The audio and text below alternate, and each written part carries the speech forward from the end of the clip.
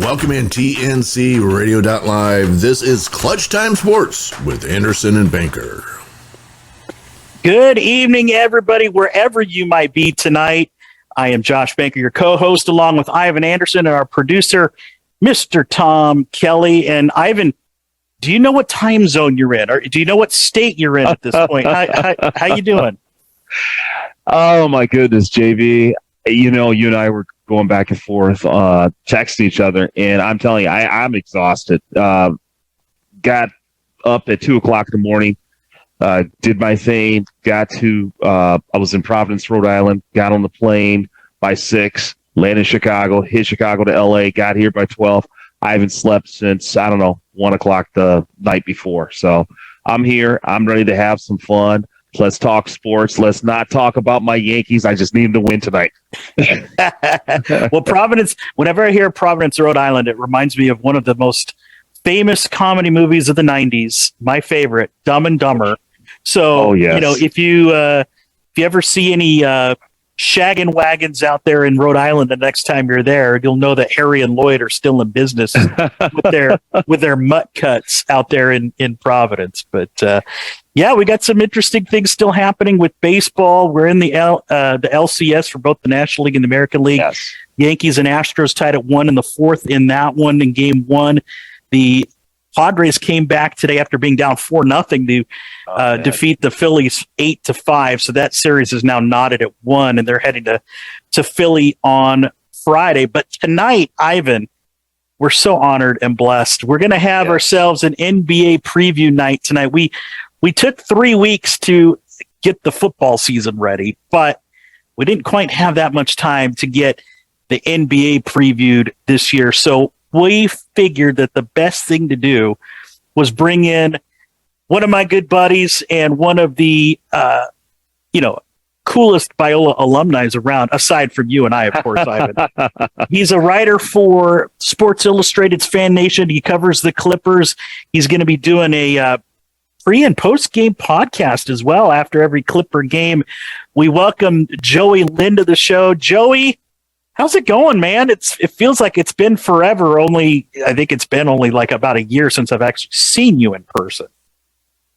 Well, it's going great, man. And like you said, it's been a little while since we've talked to each other or seen each other, but we still text about the Warriors or, about the Giants a little bit. We'll talk about your Bay Area teams and my LA team. So it's great to be on, and I appreciate you having me.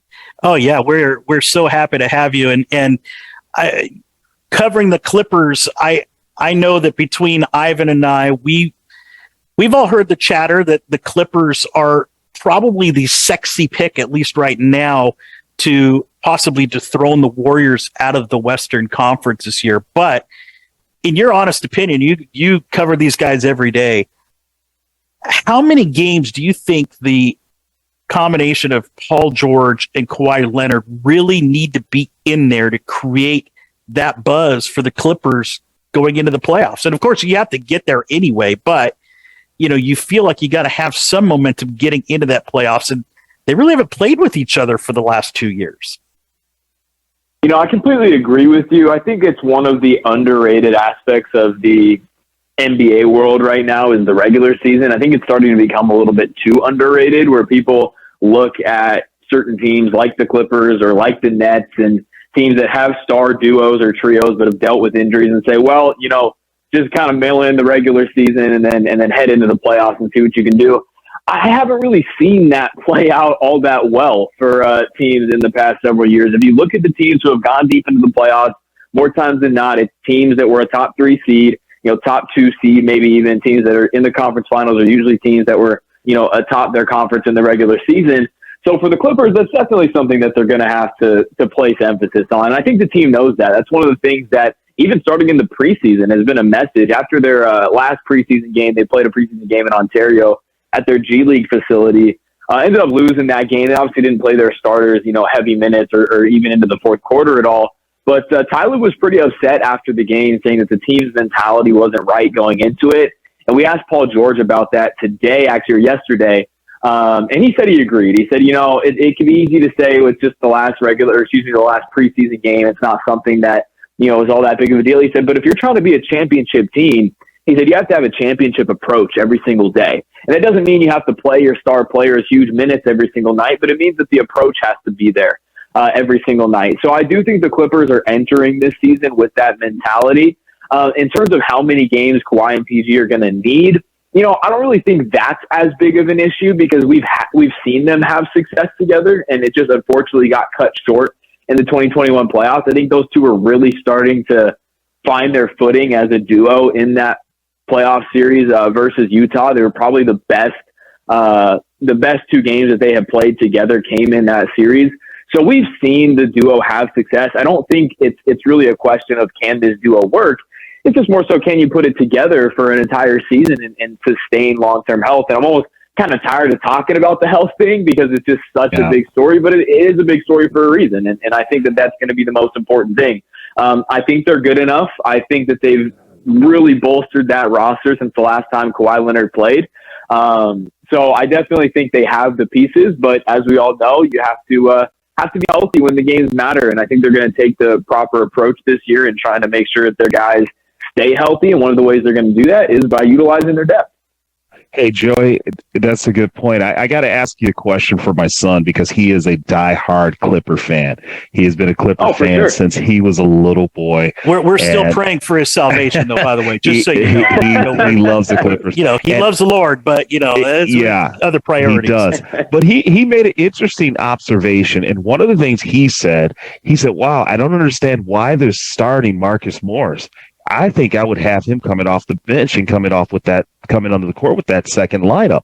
What's your take on Marcus Morris being in the starting lineup? Well, I think the reason why Morris is staying in the starting lineup, and your son wouldn't be the only person who takes exception to that. There are definitely a lot of really smart people who follow the Clippers who think that maybe some other players would be a better fit in that first group. But from what Ty Lue has shared so far in the preseason, they really like Marcus Morris and his catch and shoot 3-point ability in that starting group. That's something that he did really well in that season. The Clippers went to the Western Conference Finals in 2021, which was 2 seasons ago at this point. He shot, I think, 47% or something ridiculous that year from downtown, which is like one of the best shooting seasons in NBA history with the amount of volume that he had as well. So that's why the Clippers want him to stay in that group because while he can create a little bit of his own, he's got a little back to the basket game, a little bit of a face-up game. His catch and shoot ability is what they really like. And they think that with Kawhi and PG on the court together, obviously in that starting group, there's going to be a lot of opportunities for that. We've already kind of seen that in the preseason. Morris had a pretty strong preseason, and a lot of that came off of catch and shoot opportunities. So that's the first reason why they like him in that group. And the second reason is because they're really starting to go towards a little bit higher pace second group, which is why I'm sure we'll get into this at some point, which is why I think John Wall is going to end up in that second group because they really want to run and gun with that unit. They're going to have guys like Terrence Mann, guys like Luke Kennard, Robert Covington, Norman Powell, like younger legs, guys that are just a little bit more spry. So I think for a guy like Marcus Morris, that's not exactly his game. And also, too, the Clippers are going to be going small a lot of times with that second group. So you're not going to have a big center trailing. So I think that's another reason why they feel as if he fits better in the starting group. And that's really the word that Ty Lue has been using for all these guys is fit. It's not who's the best player, gets this role. It's which guy fits best with which group. And I think that's kind of why you're going to see Morris with the starters more often than not. And to that point, what is John Wall going to bring to this team this year? Yeah. Because he's one of those guys that you think about, back 3-4 years ago, pre-COVID, when his injuries really hadn't quite caught up to him. He was at that point supposed to be the guy wherever he was, whether it was in Washington, Houston, wherever the case may be. Now as a Clipper, he's maybe going to be the 4th or 5th option. But you know what? That's something that the Clippers, I don't think, really have had as much talent at that 4th or 5th option spot over the last 3-4 years. So I think that's something that John's actually really excited about. He mentioned it before he even joined the team. It was right after he had signed. He had an exclusive interview with ESPN, and one of the things that he said was, I've been the guy already. He said, that's something that I've done, been an all-star, been all-NBA, been the best player on teams that have gone deep in the playoffs. He said, at this point in my career, the only thing I haven't done is win a championship. So he said, I'm ready to defer to 2 star players in Kawhi Leonard and Paul George. And he said, well, I still believe in my ability to be that guy. I don't feel a need to have to do that every single night. So I think for him personally, he's completely content with that. Whether that's in the starting lineup or coming off the bench, he's expressed his, just willingness to do whatever the team wants. So like from an ego standpoint, that's not a concern where you have a guy who's been a star player and is now not going to be asked to fill a star role. He's ready for that. In terms of what he can bring, I think you've already seen it a little bit in the preseason, especially if he's playing with that second group. The Clippers want him to run. The Clippers were not a good transition team at all last year, and they're really trying to get better in that department. So I think the Clippers are going to allow him free reign to just be himself and to have shooters alongside him. And I think that's the biggest thing that it really makes me optimistic about the fit is you're going to have him with really 3 to 4 shooters surrounding him at all times. If he's with the bench, he's going to have guys like Norm, Luke, Terrence, Nico, Rocco, like all those guys can shoot it from beyond the arc. And when you surround John Wall with that, not only is he going to be able to find those shooters, but it's going to open up the driving lane as well. So I think that that's something that makes this fit pretty ideal. And I think you're going to see it work out really well for him this year. Yeah, I think the most underrated part of the story for the Clippers this year, aside from Paul George and Kawhi coming back, is their depth. And we'll get into more of that because we got a break coming up. But we got Joey Lynn with us here this evening here on Clutch Time Sports. We'll return after this short timeout.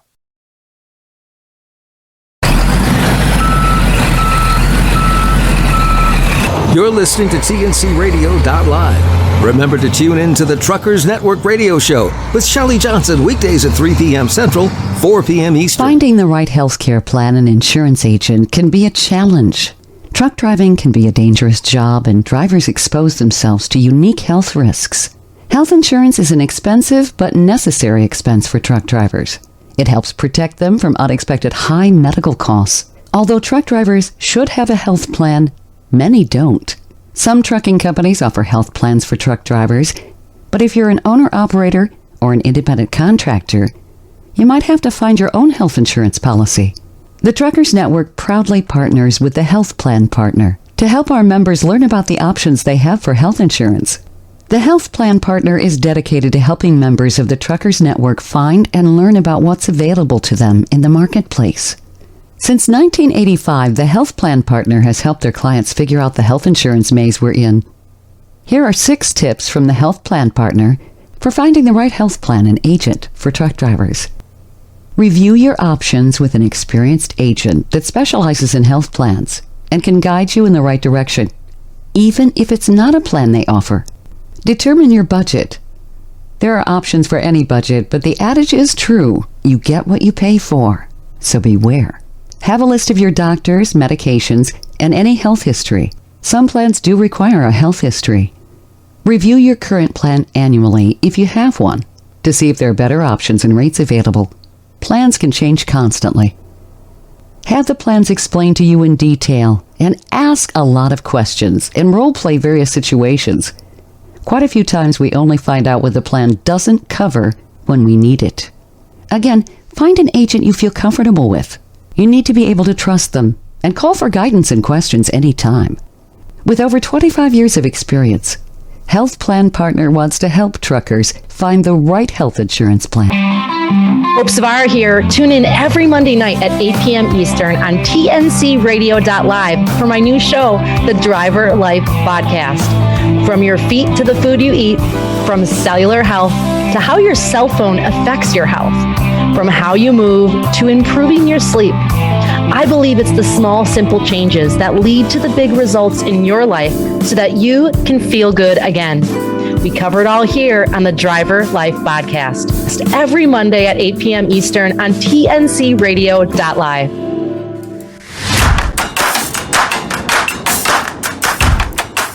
Welcome back in TNC Radio.live. This is Clutch Time Sports. Welcome back, everybody. Glad to have you with us here on this Wednesday night. We're actually kind of melting down here in SoCal. I'm sure, Ivan, you got a nice taste of the fall weather when you were in Rhode Island for the last 3 days, and here you come right back. It's 93 degrees today. You know, I really appreciate you, JB, taking a little more of the helm today or tonight because, not only did I deal with time zone, but I dealt with different temperatures.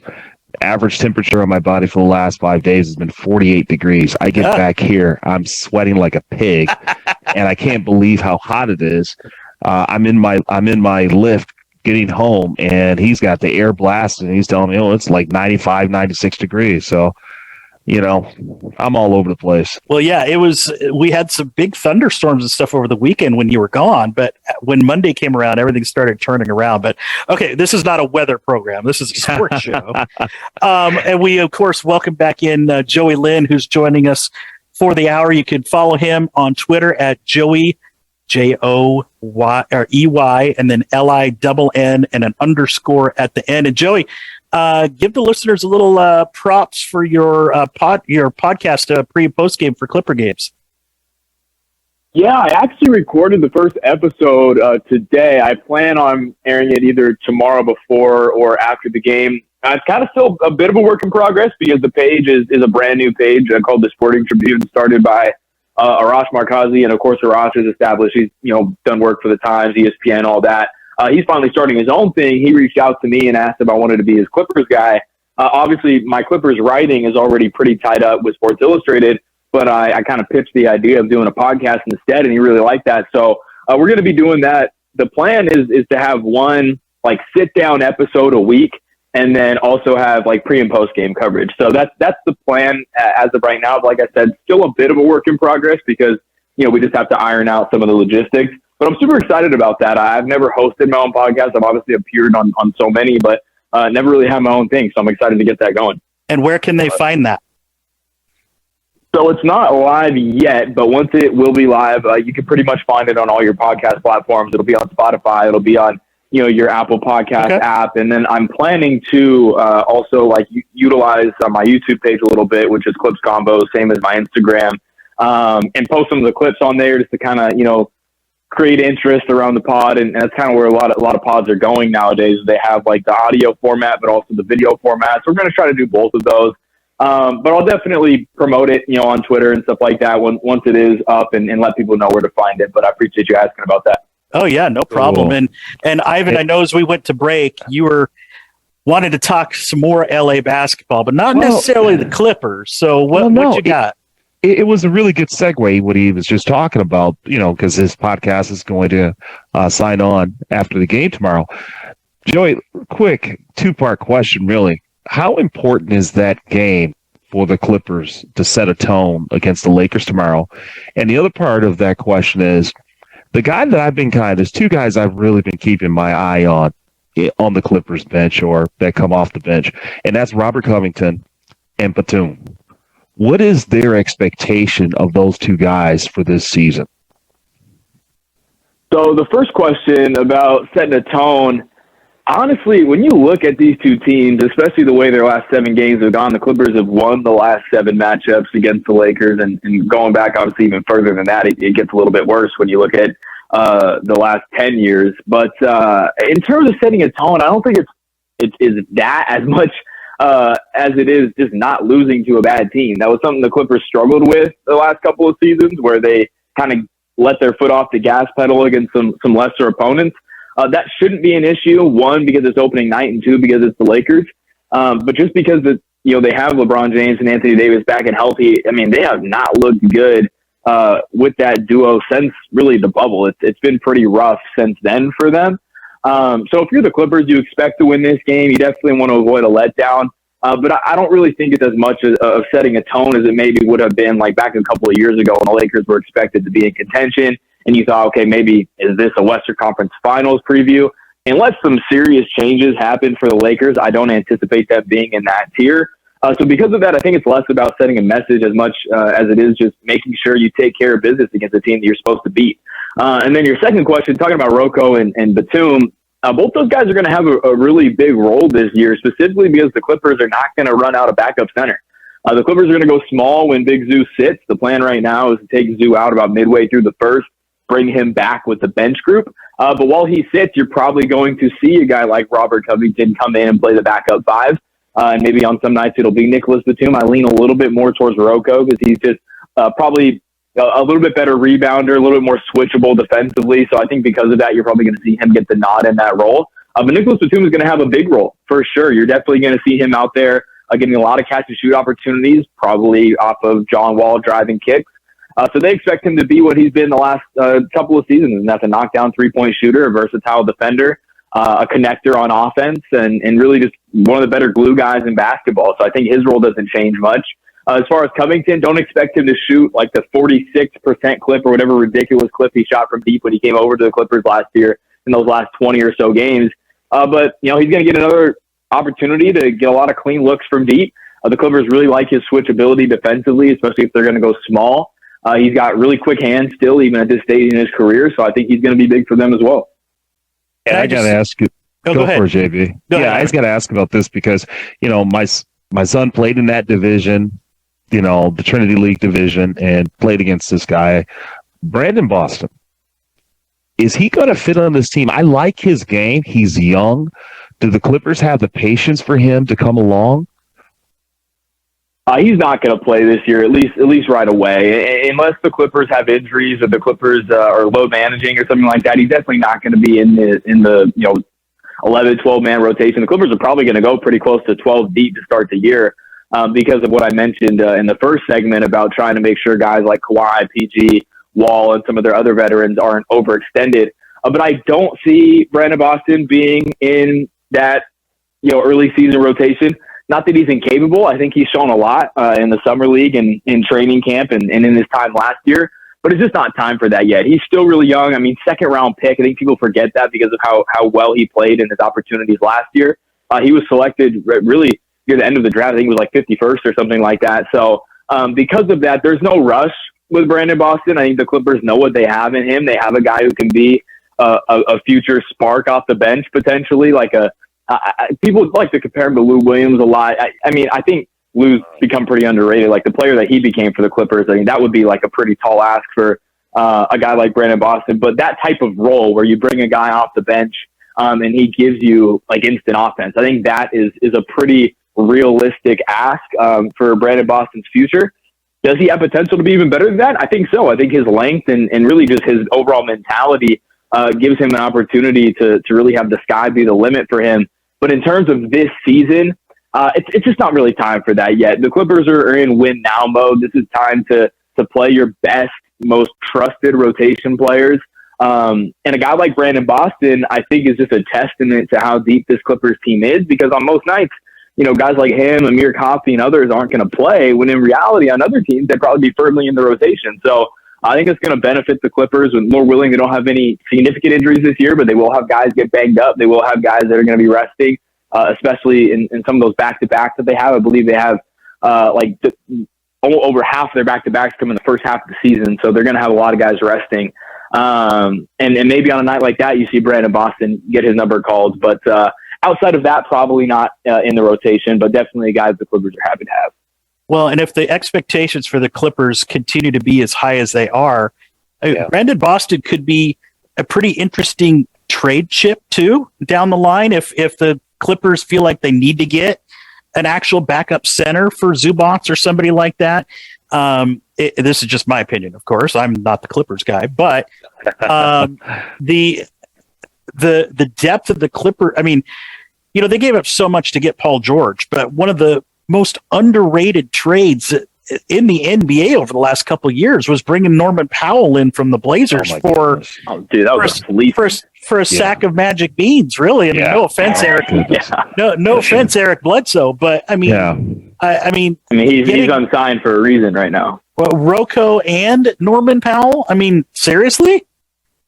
Yeah, it was that trade was pretty crazy. And like you said, no offense to Eric Bledsoe, but I mean, he's unsigned for a reason right now. He wasn't a guy that was ever going to be in the long-term plans for the Clippers. And then Keon Johnson was obviously their first-round pick, but he didn't didn't have an opportunity to really show a whole lot. But in his minutes, didn't show a whole lot. He's been a lot better since going to Portland. I'll give him credit for that. He's looked great. But I mean, Justice Winslow, another guy that was not going to be in the long-term plans for the Clippers. So when they made that deal, it really didn't make a whole lot of sense. And then the report came out that Portland actually called the Clippers about that deal because they were trying to get off of Powell, and then they just kind of threw Covington in because he was an expiring. And now the Clippers ended up with Norman Powell, who's a perfect fit, in my opinion, alongside Kawhi and PG. They re-signed Robert Covington, and he's been a perfect fit as well. So yeah, that trade has worked out beautifully for them. But also, Josh, I think the point you're really starting to get at there was the Clippers have shown a willingness in the past several seasons to make a move at the deadline. Right. I mean, they have done it every single year, and they have been ruthless with it at times. Where you look in 2021, they deal Lou Williams. I hate that trade still to this day. They deal Lou Williams to bring in Rondo. Obviously, that didn't work out. Mm-hmm. But then that summer, they deal Pat Bev, and they bring in Bledsoe. And that's another – I mean, at that time, he was their heart and soul. So when you look at this Clippers roster and you think, okay, they're really good, they're really deep, they have a chance to win it all, don't believe for a second that they won't reevaluate things at the deadline if need be and make some hard decisions. So that is something to consider. I haven't heard anything in terms of them wanting to move Brandon. I don't think there's really any reason to have those types of conversations right now. But if something were to come up like this season, like you said, Josh, where a backup center becomes available, and then all of a sudden you have to attach a young piece in order to get him, that's definitely not out of the realm of possibility when you see the way the Clippers have operated the last few seasons. And you mentioned Portland. I feel sorry for Portland. Let's be honest. Portland is not, they don't even have a general manager. Right? Maybe they just picked one up, but that thing has been run by some kind of a trust. And whatever decisions they've made at one point looked like they're blowing up the whole team. And I don't know what they were doing or what they were thinking, but they need to get some real management up there. Right. And I agree with you, Ivan. And we've gone 30 plus minutes with 30 seconds of Lakers talk and anything outside of the Clippers, which I think is great. But we got a break coming up. We'll hit some more with Joey Lynn. You're listening to Clutch Time Sports right here on TNCRadio.live.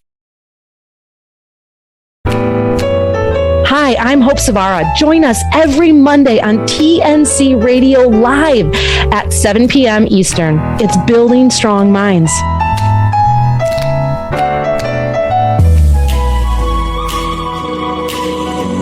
Hi, I'm Dr. Christopher Cortman, and now for the Mental Health Minute. A farmer named Pat is attempting to irrigate the fields and has an archaic handheld pump to move the water from the well onto the crops. And so Pat's pumping and pumping and pumping, and only a little bit of water drips out onto the crop. And Pat wonders what's going on. So Pat runs over to the well and sees that there's very little water left. So Pat runs back and pumps and pumps and pumps and pumps, and very little water emerges. So Pat runs back to the well and looks in the well, and there's no water left whatsoever. So Pat runs back and pumps and pumps and pumps and pumps, and no water comes out. So Pat runs back to the well and looks, and there's no water left. So runs back and pumps and pumps. What is wrong with this story? Well, somehow there's a disconnect. Pat's not getting the message that no matter how hard I pump, I cannot get water where there is no water. Would we do that in relationships? We do that all the time. We try so hard. We give so much. We stay connected. We love with everything we have, continuing to hope that the other person, our partners, our dates, our love will return the love with investment of their own, only to find out at some point that that's never going to happen, because in order for that to happen, there has to be some water in the well in the first place. I want to teach you about capacity and willingness. Unless your partner has the capacity to give love, first of all, and the willingness to share love, it doesn't matter how hard you work. It doesn't matter how much you love. It doesn't matter how hard you pump.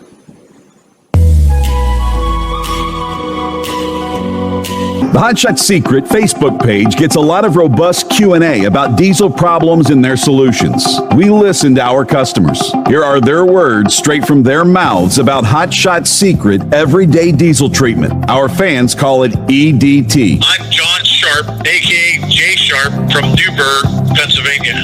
Using EDT, my local fuel mileage went to average of 22 to 23, and my highway MPG went to 26 to 28. Hi, I'm Danny. I'm from Arizona. I drive a 02 Ford Excursion. I use EDT at every fill-up, and my mileage went from 12.5 miles to gallon to 14 miles per gallon. I highly recommend it. Everyday Diesel Treatment delivers a 6-in-1 premium fuel treatment for every fill-up, every time. Everyday Diesel Treatment is available at truck stops, Tractor Supply, O'Reilly's Auto Parts, and online at HotShotSecret.com. Hot Shot Secret, powered by science.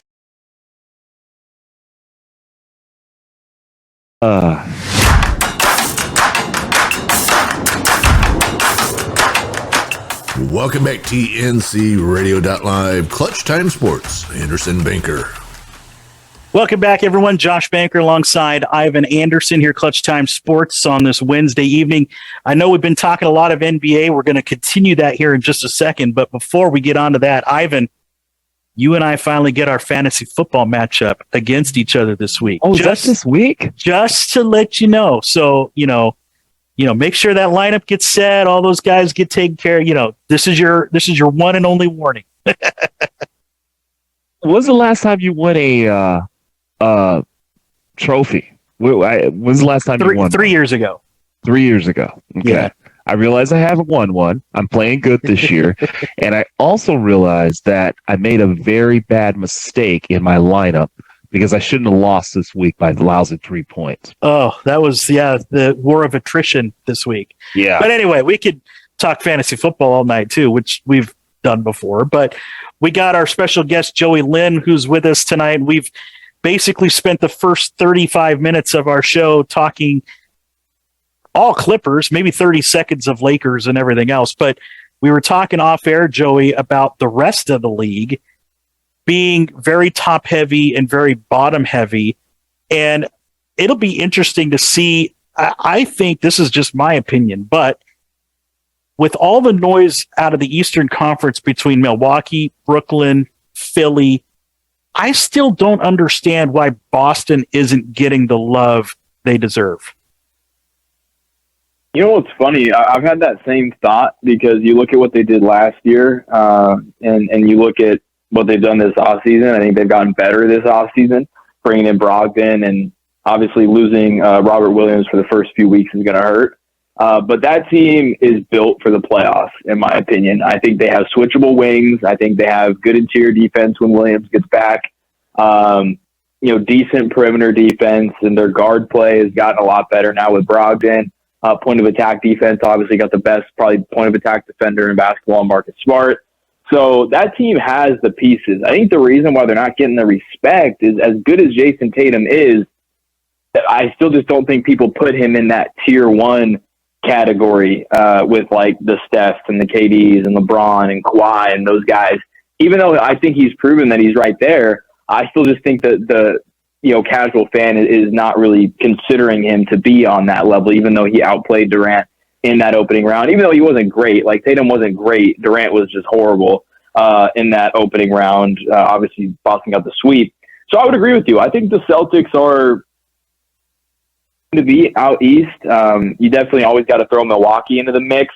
I think the reason why people are probably not putting Boston over Milwaukee right now is you look at that series that they played. They went 7 games without Chris Middleton. I definitely do think if Middleton played, Milwaukee would have beaten Boston and probably had a real chance to repeat. So I still probably, like me personally, I still think Milwaukee has a bit of an edge on them if fully healthy, but definitely don't sleep on the Celtics.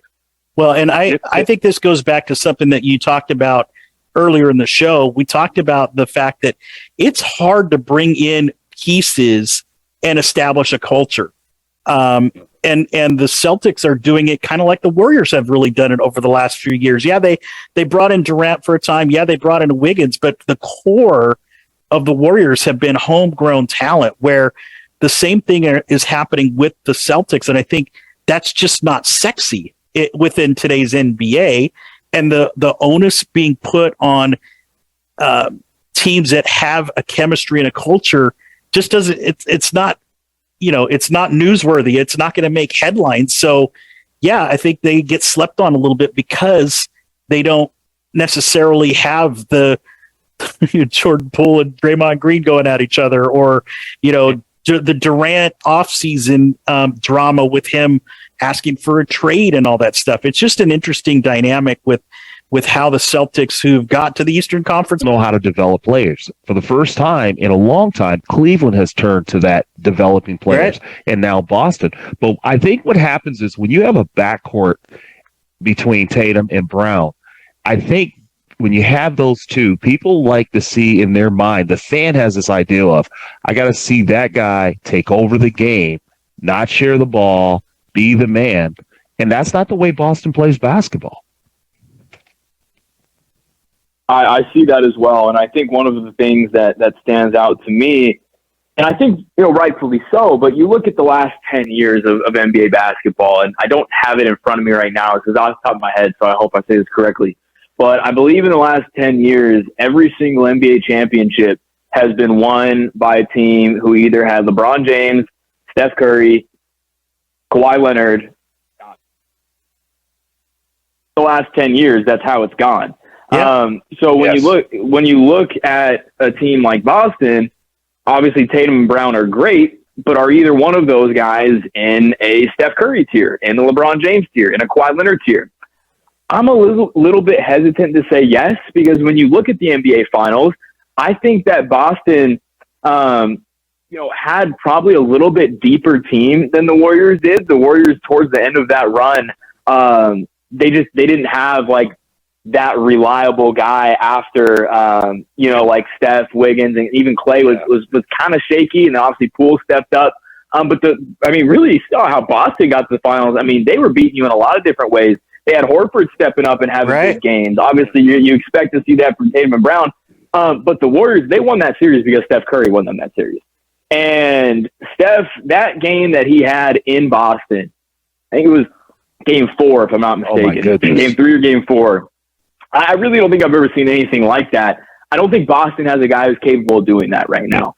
And that's where I think people are a little bit hesitant to say, yeah, they're ready to make that step. And it feels a little odd to say that since they came within 2 games of winning the championship, but there was a clear difference between Steph Curry and everybody else in that series.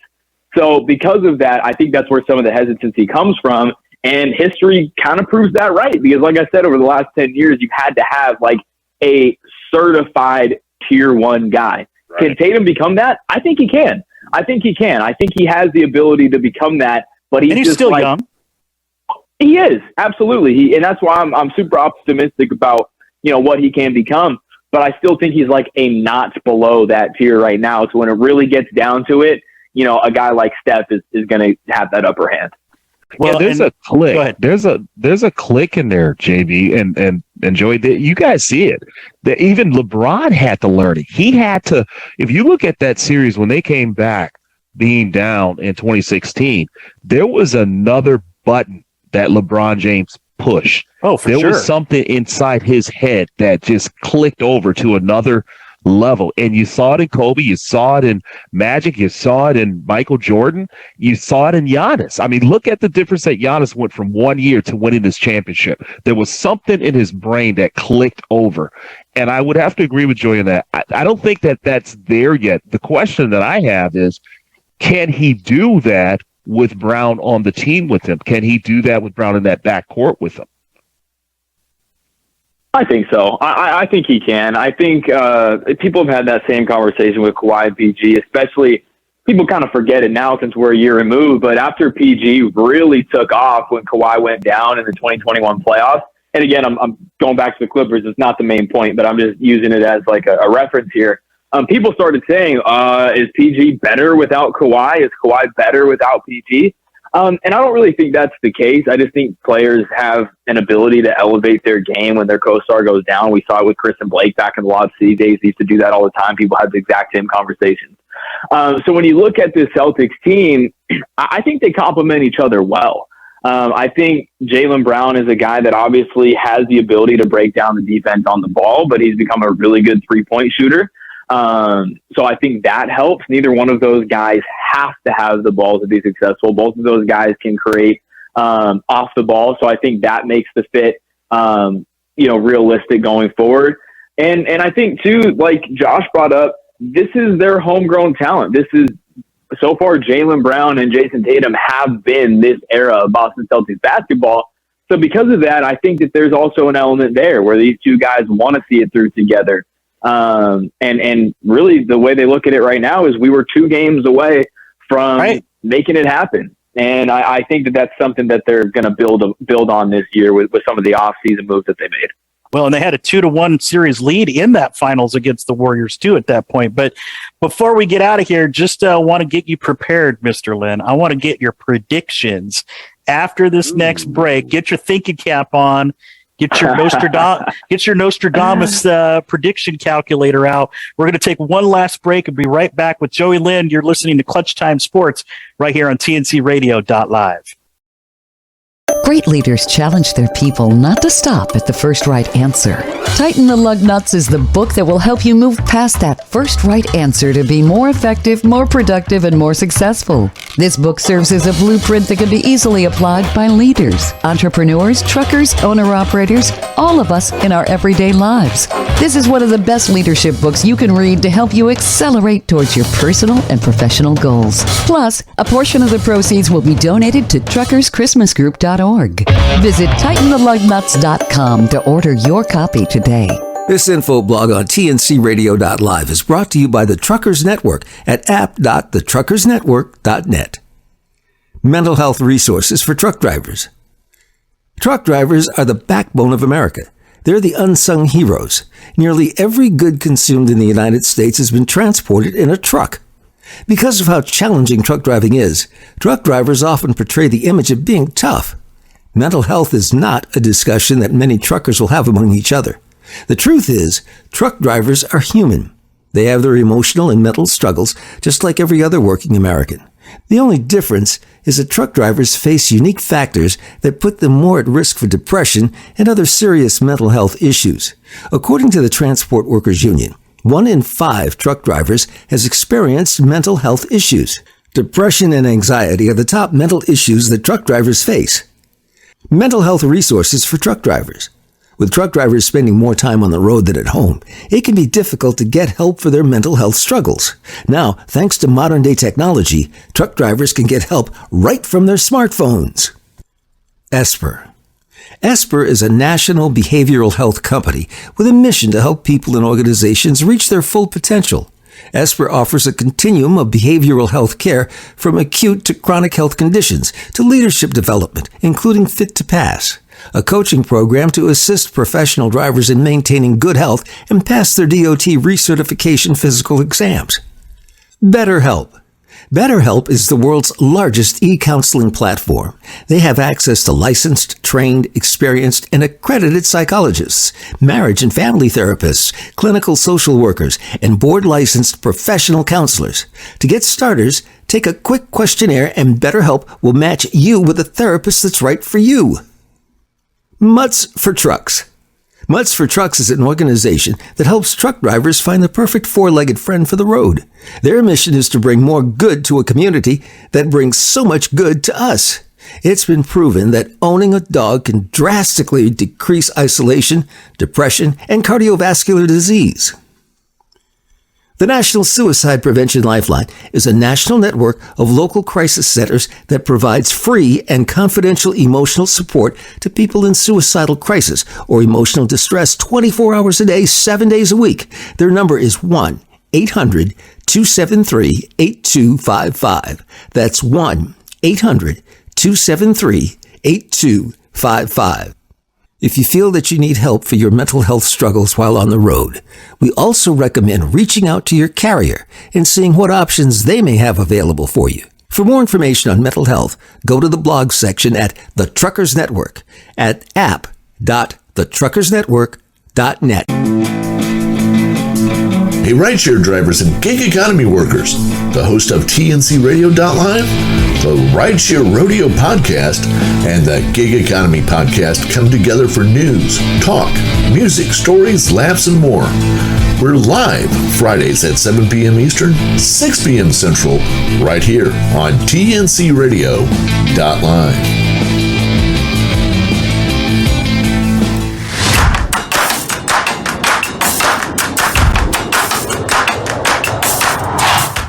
Welcome back in, TNCRadio.live. This is Clutch Time Sports. Oh, it's been such a fun last 45 minutes or so tonight with Joey Lynn here joining us. Josh Banker alongside Ivan Anderson here on Clutch Time Sports. NBA preview. Joey covering the Clippers for Sports Illustrated's Fan Nation, and going to be doing a podcast as well for the Clippers. And before we got to our last break, I had kind of given Joey a little, not homework per se, but getting his thinking cap on and predictions. And we'll get to the big prediction, who he expects to possibly win the NBA Finals this year, outside of the Clippers and Warriors, of course. But, Joey, there were so many moves that happened during this offseason. I mean, you got Mitchell to the Cavs. You got Gobert to the T-Wolves, which I still don't quite understand that one. DeJounte Murray to the Hawks. You still have, Ben Simmons finally getting on the court for Brooklyn. Is there one underrated move or, any move out there that you think is going to be a bigger help for that team than anything that has been really talked about so far this year? I'm not sure it's massively underrated because it was talked about quite a bit, but you already mentioned it. Mitchell to the Cavs was something that I was super excited about, for Cleveland, because I think that team was ahead of schedule last year. And one of my favorite things to see is when smaller market teams, it's funny, the Cleveland Cavs are pretty similar to the Cleveland Guardians, where you look at a team that is young and exciting and ahead of schedule. Right. And that's exactly what happened with the Cavs last year, where they snuck into the play-in. And then you had Cleveland Guardians sneak into the playoffs. And what did the Cavs do? They weren't just content with running it back and saying, our guys are going to develop. We're going to use this as, a developmental year and get better. They said, you know what? We have an opportunity to add a certified star to our young group and really a position of need. And they did that. And I'm super excited about that for them because, well, I don't think it puts them into like the Eastern Conference Finals picture with some of the teams that you have in the East. I think it's going to be really big for them. And I don't really want to get too ahead of myself, but the one position where they don't really have a star right now is small forward. And there is a small forward that is set to become available on the free agent market in potentially just one season. So, and he's got some ties to Cleveland. I don't know if that's in the cards or not. But that is, we did it for you. I've been saying that, Joey, for a while. I've been saying that for a while. They're building that team for LeBron. Well, it's true though. I think it could happen. Yeah, and you're 100% right, Joey, because I think the one thing that Mitchell deal does for Cleveland is, they were so young, especially in the front court, and Darius Garland had done such a good job in kind of becoming the go-to scorer. But now the pressure is kind of off of him, and you've got a guy that can take big shots and big moments in Donovan Mitchell. Donovan Mitchell's so good, man. I think he's really underrated. And as a Clippers guy, I've seen him at his best in the playoffs. And people don't talk about that enough, but that dude is a playoff riser. He gets better in those big moments. His career playoff numbers are pretty ridiculous. And he has shown time and time again that he rises to the occasion in those moments. And obviously there's some concern about, their backcourt defense, but that's a lot less of a concern when you have an anchor like Mobley. So I think that there is a lot of reasonable excitement around that team. And listen, this is of course all speculation, but if they continue to make those steps in the right direction, I mean, why would LeBron want to come back and try to finish his career there? There's a lot of reason to be excited about the Cavs. So we've got only about 4.5 minutes left to go here, but is there one surprise team you think that could be shaking things up a little bit more than people give credit for right now? It'll be interesting because we talked about how there's no middle ground in the NBA right now. So some of these teams that are thinking, are we good enough to maybe sneak into the playoffs, are probably at least from the top, like with their management thinking, I'd probably be better to lose more games than win this year. But in terms of teams in that category, I think the Orlando Magic are a team that could surprise issues, and he was really having back issues. And I think he's going to be a huge asset to New Jersey. What's your take on him? I think he can help them a lot in a lot of different ways, because one of the things they really struggled with last year was their perimeter defense was just not good at all. He's probably one of the better perimeter defenders in the NBA. And I think, too, their center play was really bad last year, and obviously he's not going to be their starting center. But I do think there's a lot of lineups with him at the 5 that could really help them, where, I mean, you saw in that Boston series, KD and Kyrie were trapped pretty consistently up top, and they would throw it to that man in the middle, and you would have a guy like Drummond catching it at the free throw line, having absolutely no idea what to do with the basketball. Right. So if you use Ben Simmons as that role man, it makes it a lot tougher to trap Kevin Durant up top, because what's Ben Simmons' best asset? Well, it's his playmaking. So if you force him to make plays out of a short roll, I think that's something that Brooklyn can and should utilize this year. There are definitely some legitimate question marks surrounding Ben Simmons and his ability to, perform in the playoffs. And obviously they want him to be aggressive and things of that nature. But strictly from a fit standpoint, I think he's a great fit in Brooklyn. Yeah, we've only got about 30 seconds left here. We want to really thank Joey Lynn for coming on, everybody. Catch him on Twitter at Joey Lynn _ that's LINN at the end. Joey, 10 seconds. Who's winning the NBA Finals? You can say anybody you want. Well, if it's not the Clippers or the Warriors, I'm going with the Bucks. But of course, I do have to go with the Clippers. I think this is finally the year they get over the hump. All respect to the Warriors, all respect to the other teams, but I think that the Clippers is the year they finally get it. There you got it. I want the Clippers to knock them off. Knock them off. Thank you, everyone, for checking us out. Be back with us next Wednesday night, 6 Pacific, 8 Central, 9 Eastern. Good night, everyone. Good night. Good night, everyone. Good night. Good night,